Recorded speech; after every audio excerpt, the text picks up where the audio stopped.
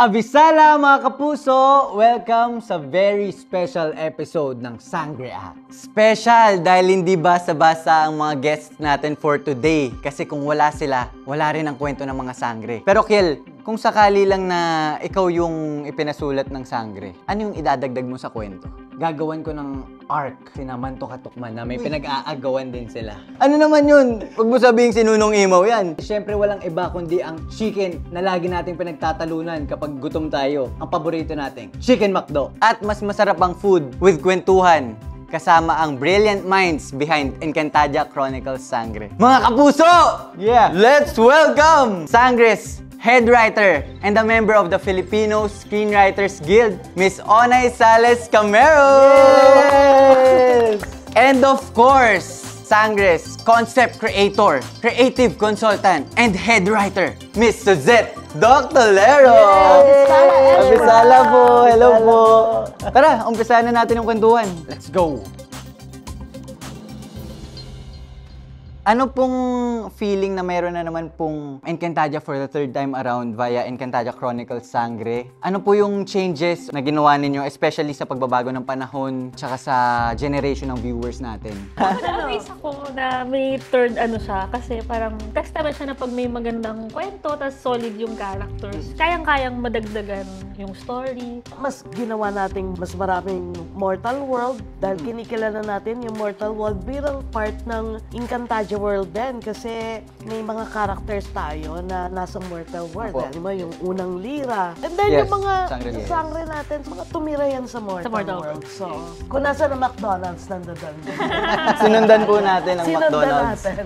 What is the best scene naman po that you've personally written and ano po yung favorite arc nyo sa Encantadia Chronicles Sangre? Yung iconic na introduction doon sa apat na sangre sa day 1, week 1, dahil ito yung minahal ng dalawang henerasyon ng mga audience, ng mga bata. And then yung next, yung death nyo. Ay!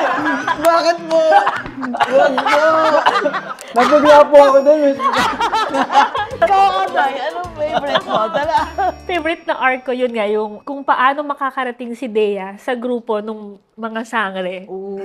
Kasi surprise kung paano, as in, pati yung physical na paano. Saka yung pagkikita ni Terra at saka ni Mitena. Kung gagawa naman po kayo ng another spin-off ng Encantadia na ang focus ay yung mga side characters, sino po ang pipiliin mo? Si Imaw.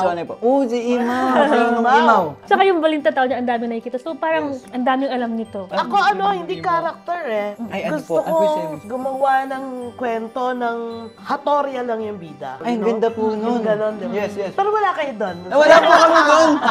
Pangit na po pala. Sige, yung Hattorya na lang, pero nandun kayo.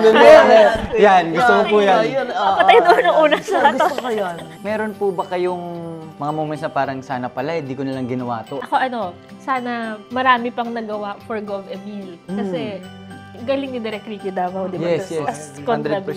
Rest in peace kay Direk. Rest in peace po. Paano naman po nire-represent niya na Terra, Adamus, Flamara, at Dea yung bagong generation ngayon? Yung pagkakabuo naman sa kanila, very human. Dahil tayong Typical tao po typical na. tao sila.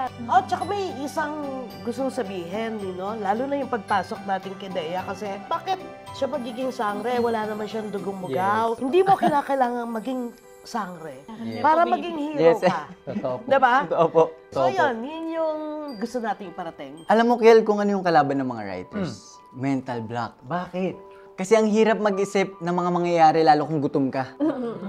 Buti na lang andyan ng much malaki at much pinasarap na Chicken McDo. Much crispier, much juicier, sulit at masarap sa bawat kagat. Perfect habang nanonood ng Sangre. Tara, kain tayo. Chicken McDo tayo. Mga kapuso, kitang-kita natin sa kwento na bawat detalye ay carefully crafted. Parang brilyante na hinuhubog. Pero huwag kayong bibitaw dahil may part 2 pa tayo. Kasama sina Miss Onay at Miss Suzette para mas palalimin pa ang usapan sa lore at storytelling ng Sangre. Kaya abangan nyo dito lang sa Sangre Acts. Abisala Esma!